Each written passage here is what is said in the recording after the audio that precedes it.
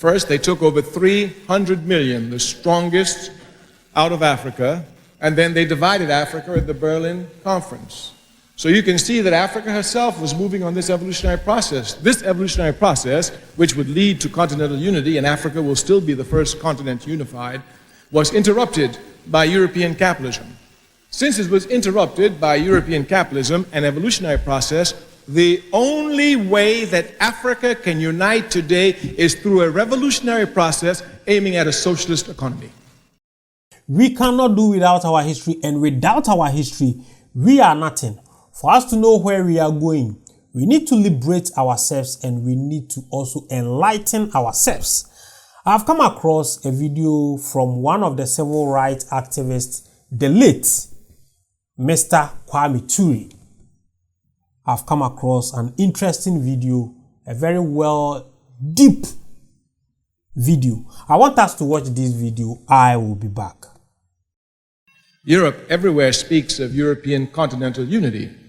Even though Europe has fought more fratricidal wars than any other continent, or all the continents put together, Europe still speaks of European continental unity. Of course, Africa will unify before Europe, but that's not the point of discussion here this evening.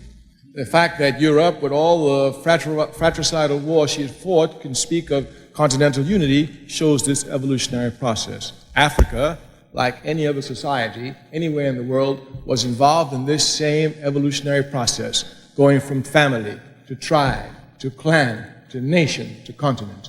This evolutionary process was interrupted by European imperialism. It came in two forms, slavery and colonialism. First, they took over 300 million, the strongest, out of Africa, and then they divided Africa at the Berlin Conference. So you can see that Africa herself was moving on this evolutionary process. This evolutionary process, which would lead to continental unity, and Africa will still be the first continent unified, was interrupted by European capitalism. Since it was interrupted by European capitalism, an evolutionary process, the only way that Africa can unite today is through a revolutionary process aiming at a socialist economy. If capitalism destroyed us, it doesn't make sense to use capitalism to continue with it. We must use the antithesis of capitalism, which of course is socialism. And certainly if an evolutionary process has been interrupted, the only way we can capture the time lost is through a revolutionary process. We state these facts only to let you know that those of us who are revolutionary, Pan-Africanists, is not because we love revolution. It is historically determined, and we have no alternative but to follow history and to use history for the benefit of our people. So this then is the general outlines of Pan-Africanism. So you must not think that Africanism just began. Had Africa been left untrampled by European imperialism, we'd have a long time achieved continental unity. Secondly, Pan-Africanism must be seen as a movement, a mass movement. And this mass movement must be properly understood. Africa, of course, because of racism, is belittled everywhere. And many people do not see Africa's constant, underline the word constant, contributions to world civilization. Since the 1940s, Africa has given, even before the 1940s actually, we can go back to the Honorable Marcus Garvey, Africa has given to world political movements a mass character. Africans revolt in masses, never as a vanguard party. If you look at the independence struggle in Africa, it was nothing less than mass. If you look at the struggle in the Caribbean for independence, it was nothing less than mass. And even in the United States of America, the only movement they call a mass movement is our movement. Therefore, this mass character must be properly understood. Pan-Africanism has this mass character. Africans have this mass character in responding. And our responsibility is to bring this mass character together, make it precise so that it can direct its blows at the enemy, hitting him until we knock him down. Therefore, the task of Pan-Africanism is to gather the masses of our people together in the same organization, irrespective of where they find themselves, be it in Europe, be it in the United States, be it in the Caribbean, or be it in Africa. This is the first aspect, then we must understand. Pan-Africanism found its organizational expressions in 1900. Here, a Pan-African conference, here the word conference, was organized by Africans from all over the world. They came together deciding that something must be done for Africa. One of the leading organizers of this conference was a man by the name of Henry Sylvester Williams, born in Trinidad, a man whom you should do some history on, a very, very great man. Dr. W.E.B. Du Bois attended the conference, but he was not one of the leaders in 1900. By 1917, 1918, the idea of a necessity for a Pan-African Congress, not conference, Congress, was to be called. But most of the people who did the conference were dead. Henry Sylvester Williams was dead. A lot of them were dead. Du Bois was about the only one who was alive. Du Bois recognized he had a historic responsibility to continue the work of Pan-Africanism, so he called the first Pan-African Congress. Make a clear distinction. The first one in 1900 was a conference. Du Bois, being intelligent, understanding that a conference is limited and a Congress has more elasticity and can go longer, called it a Pan-African Congress. From the 1990s up until 1945, we could say seriously, Dr. W.E.B. Du Bois just about single-handedly kept the flame of Pan-Africanism alive. One thing must also be underlined to you. Pan-Africanism was brought into being in its organized form by the Africans outside of Africa. This was done only because of the oppression of Africa. At that time, Africa was under total colonial domination. There could be no political meetings. As a matter of fact, if you had the paper of the Honorable Marcus Garvey, you could go to jail. So the conditions were such that it was difficult for the Africans on the continent to organize. Africans off of the continent, recognizing this, came quickly to fill up that gap. So Pan-Africanism itself was brought to bear by the diaspora. But you must not think that the diaspora brought Pan-Africanism for the diaspora. Not at all. The center of their discussions has always been Africa. This must be properly understood. Some people try to shift it, take it somewhere else, but Africa has always been the focus. Du Bois carried on his congresses up until the Fifth Congress in 1945. Because of time, we're just going through them quickly. In 1945, saw the Fifth Pan-African Congress. Here, you had Africans born on the continent, in the Caribbean, and Africans, of course, born in Europe and the United States. At this Fifth Pan-African Congress, there were three co-secretaries, of course, W.E.B. Du Bois, George Padmore of Trinidad, and Kwame Nkrumah of Ghana. So he had an African from the Caribbean, one from the United States, and one from the continent, who were co-secretaries of the Fifth Pan-African Congress. The Fifth Pan-African Congress is crucial for us. A decision was made there. They said that the final confrontation with colonialism is coming. After all, this is 1945, and you must know that there's negative and positives in everything. I remember once as a young man reading Mein Kampf on an airplane, sitting next to a woman. She said, "What are you doing?" I said, "What do you mean what I'm doing? I'm reading Mein Kampf." "Why are you reading it?" I said, "Well, Hitler's a very important man. He had historical effects on the world, you know." She said, "Well, I'm a Jew." I said, "Have you read it?" She said, "No." I said, "Oh, that's bad." I said, "Have you not read Sun Yat-sen?" She said, "No." I said, "He says the first law of war is to know the enemy. If I were a Jew, I would read everything there is to read on Hitler." Yeah, of course. Of course. So, while reading Hitler, she was arguing. I said, "Well, Hitler had some positive effect anyway." She said, "What positive effect did Hitler have?" I said, "Hitler weakened European imperialism. He weakened the British, he weakened the French, he weakened the Portuguese, he weakened the Belgians, and that's how we got independence." And these are facts of life.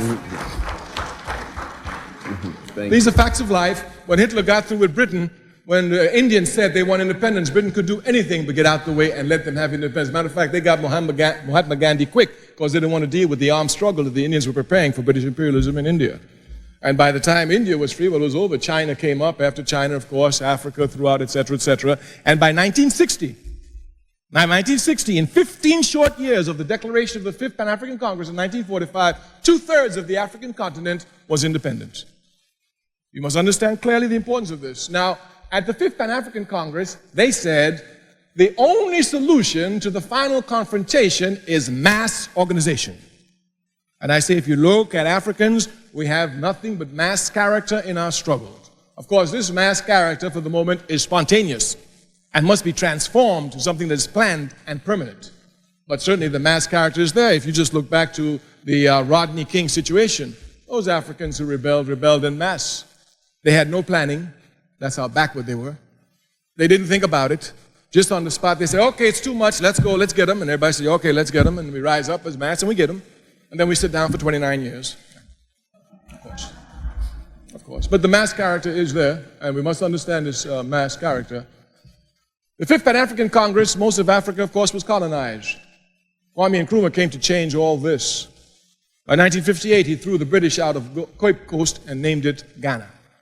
And Nkrumah declared before the entire world that the independence of Ghana is meaningless unless it's linked with the entire continent of Africa and its unification and liberty. And Ghana and Nkrumah made Ghana the base for every movement that fought against colonialism. Mugabe, who's now the head of Zimbabwe, where was he trained? In Ghana. Go and ask all of them. Nkrumah set up freedom schools, teaching them how to use arms to go and fight.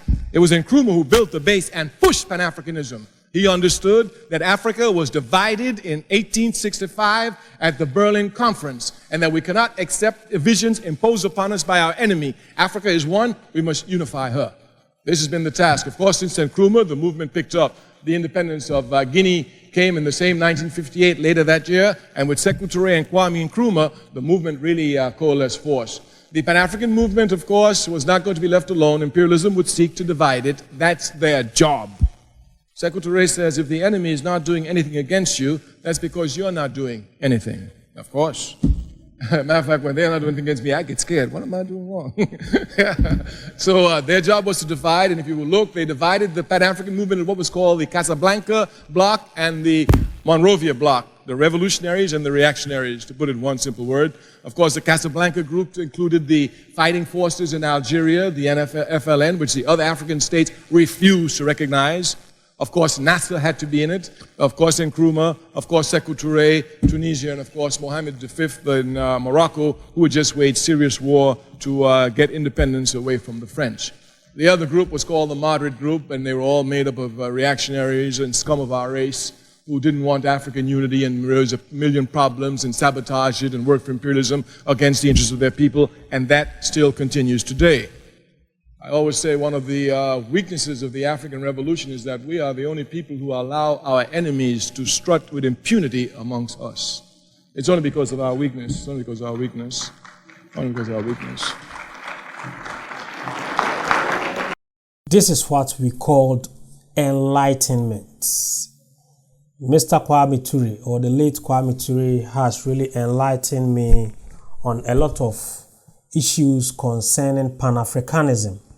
And at the moment, we are at the crossroad of Pan-Africanism.